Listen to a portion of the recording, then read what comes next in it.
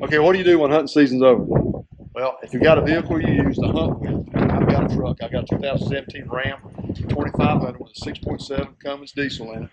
It's a perfect time for whatever vehicle you've got to make some improvements. And today, what I'm going to show you how to do is take out the original stock intake and replace it with a cold air intake. Makes the engine a lot more efficient, can give you better horsepower and better miles per gallon. So stay tuned. Okay, so the first thing I want to do is disconnect the negative battery terminal. And on the driver's side, it's a 10 millimeter. On the passenger side, it's an 8 millimeter. There wasn't enough room, I guess, with the stock air intake box. They made the nut size a little small. So I'm going to do is take the battery off and just move it to the side, make sure it doesn't arc.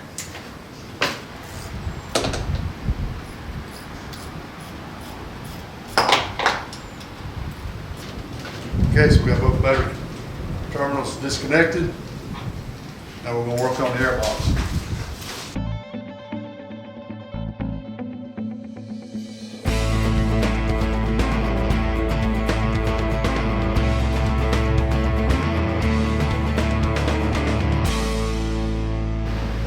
On the mass air sensor connector, there's a tab. So you unlock the locking tab, and then you got to depress the tab on the sensor itself. And then you just got tabs on the air temperature. Just lay those aside. So now once you got those disconnected, what we're going to do is we'll work on the intake where it connects to the turbo and then where it connects to the crankcase.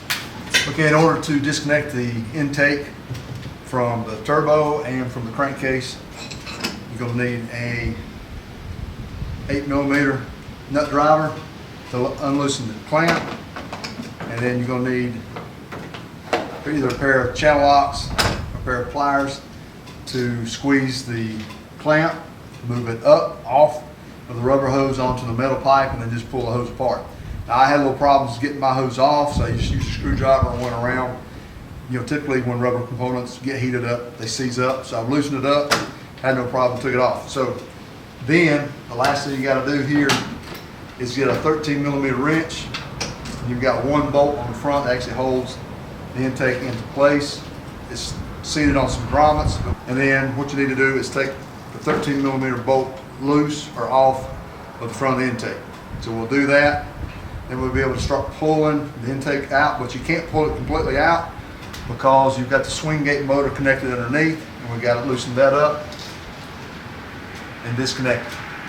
Okay, it got real serious there for a few minutes. I had to take my hat off, start to sweat. So what I found the easiest to do was after I took the 8 millimeter, loosened up the clamp on the turbo side, and then took the clamp off the crankcase side, I took loose the actual hose from the intake itself. That gave me more leverage to work on the turbo. So now I should be able to pull this out. There you go.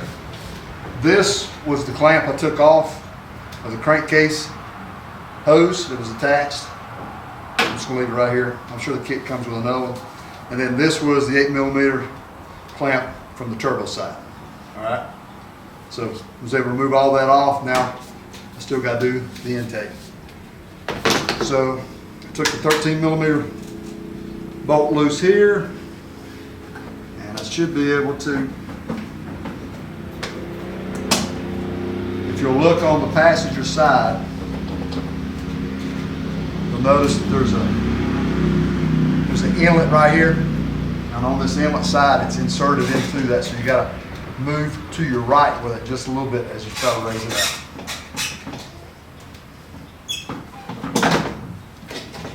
I'm going to go slow because this is what I was telling you about earlier. That's the swing gate motor there. So we've got to take this connector off, and I'll be able to pull it out. You got a panel popper, you'll need to use that. I actually don't have one, so I'm just going to use my carpenter's tool to remove nails. So now we've got stock intake out. intake box and the intake tube. We're going to take the temperature sensor connector off, and we're going to take the mass air sensor off.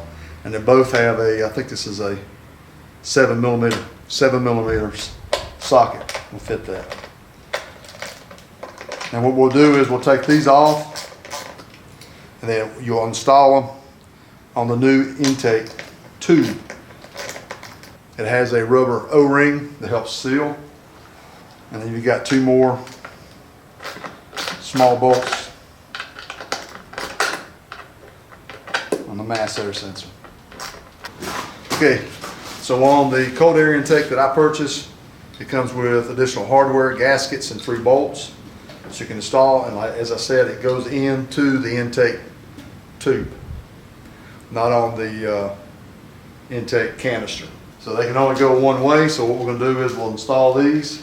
Okay, the gasket only goes one way, so go ahead and put your gasket on your mass air sensor. But I do stagger the bolts, the way we make sure it sits evenly on both sides. You don't want to have it canted to one side or the other. And since this is not metal, I always just snug them. You don't want to over tighten, and strip it out. Now for the air temperature sensor, the gasket on, and you'll feel the O-ring engage, then you're off to the races.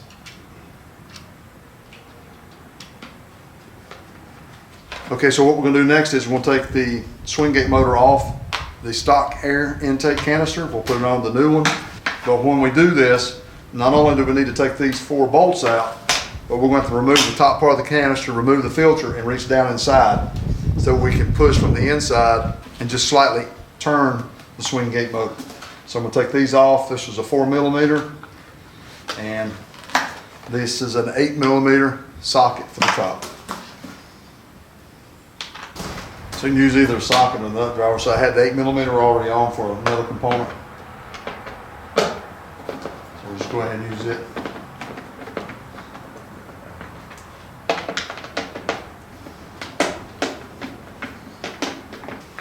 Okay, I got all the bolts loose. Cover out. And this is a canister type filter, so turn it upside down. That's nice, isn't it? Bird feathers, and I got a rat's nest in there. That's probably affecting my gas mileage or diesel mileage. What do you think? It's amazing. While I get this rat's nest cleaned out of my air box, of course, I'm not going to use this one again. We'll let you guys go to a break. Okay, I'm back. Got the rat's nest cleaned out. There were no occupants, fortunately. I was going to take care of that if there were. So what we got to do is we've got to take the air intake motor off. So as you can see inside, it's connected to that paddle, which opens and closes. I don't know if you can see that. You can see it moving there. So all I'm going to do is I'm going to hold this with my hand.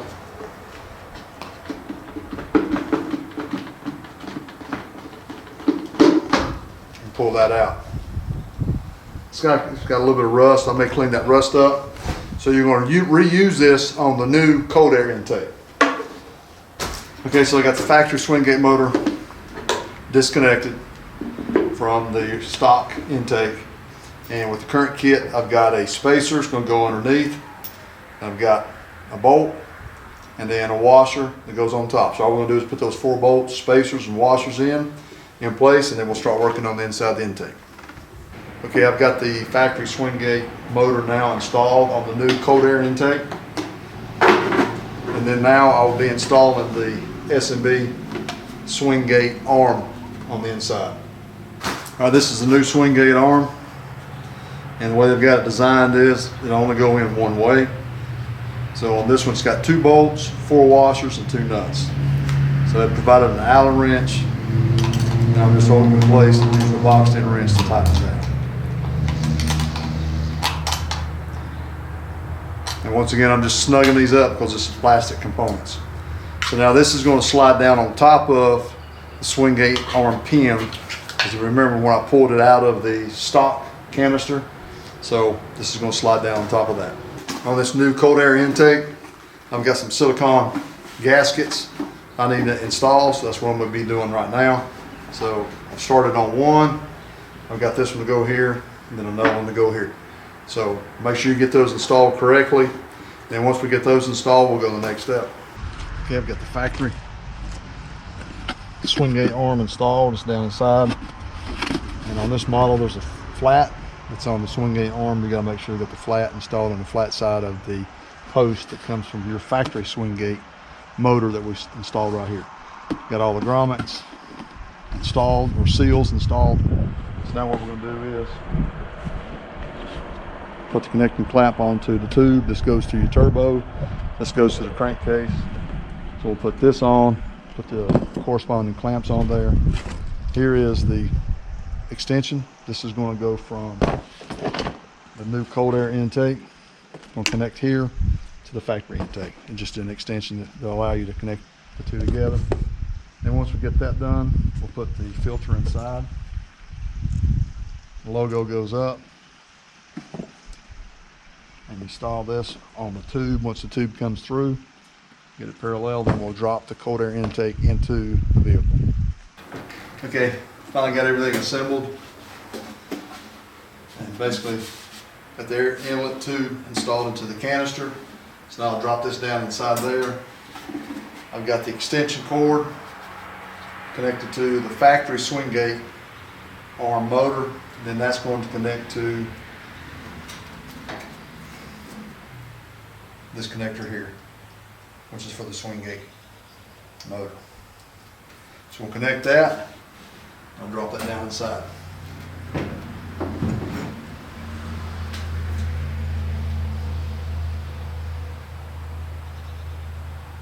Okay, after the third try, I finally got the new cold air intake installed. I tell you, it's pretty tough getting it onto the turbo again. So I had to loosen up the clamp, put it on, and I had a problem with the backside trying to roll. So I had to make sure I had the backside of the coupler fit over top of the connection on the turbo.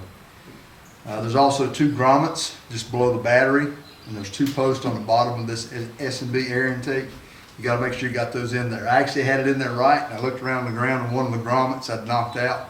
So I had to take it back out, put it back in. So that's just something to think about. And then what you can do is take your light and then see how it lines up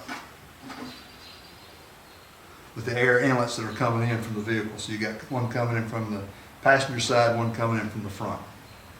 All right, once you got all that into place, and I actually disconnected one of my air conditioning connectors just so I wouldn't break it while I was doing the installation. So now basically what I'm going to do is tighten down the clamps.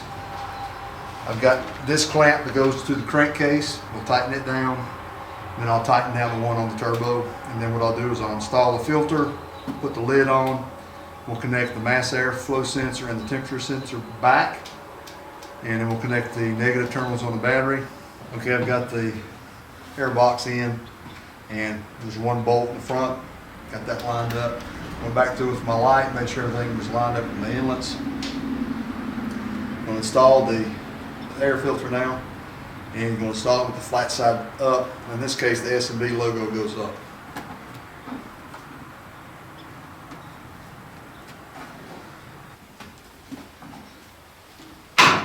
I'll take a light and make sure I've got a good seal, but they've got a stop here, so when you push it all the way up, it should go all the way against the stop and tighten it. Now all I got to do is put my lid on. All right, you got through peeling off the protective covering. Cover. And we'll put the gasket on the outside of this.